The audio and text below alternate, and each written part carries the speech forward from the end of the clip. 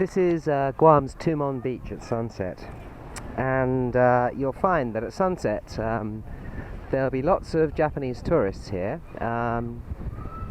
looking at the sun go down, taking photographs of themselves against the setting sun in this iconic place, Tumon Bay. And the interesting thing is that during the day that they're hardly here at all, and they hardly swim. In fact, the whole of Tumon Bay, though it provides some of the best swimming in the whole of the world, in my opinion, is that the Japanese very rarely swim in it because, I don't know, that means getting wet and sandy. What they really want is the photograph of themselves at the iconic place. So while Japanese tourists can be very picky, they are at the same time very easily pleased. Just give them an iconic place. Give them a place where it seems as if nature is speaking to them. Yeah?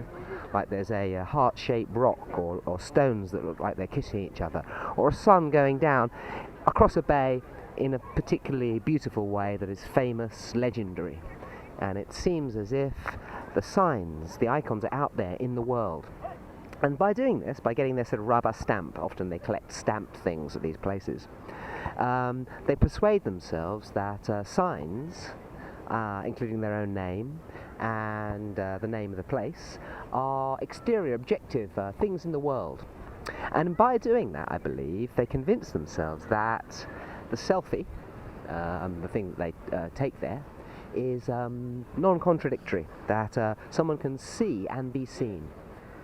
See and be seen. All right. And seeing and be seen is what the Japanese self is. It's obviously an eyeball can never see an eyeball, so it is a contradictory self, but it is something that one can believe in. And in fact, to an extent, we all do believe that we are seeing and seen things, though it is impossible. And the Japanese want to believe it more because they don't have the option. They don't have the option that I'm engaging in now, which is what Western tourists do. Imagine if I wasn't narrating this to anyone else, but merely to myself within my own head. That is the Western tourist option. He goes somewhere a long way away, and he finds there Frenchiness, clogs, a Breton, someone with a chain of garlic around their neck, and he pronounces it, and he says, "Aha!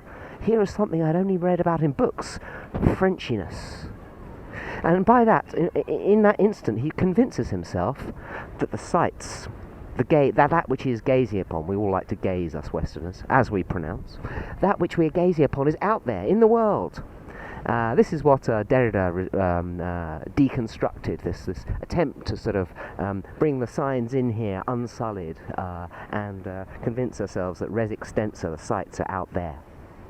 And each to his own way, they purify themselves. They purify the delusion of their own selves, and then they go back home refreshed, continuing to talk to their interiorized others. Wish you were here.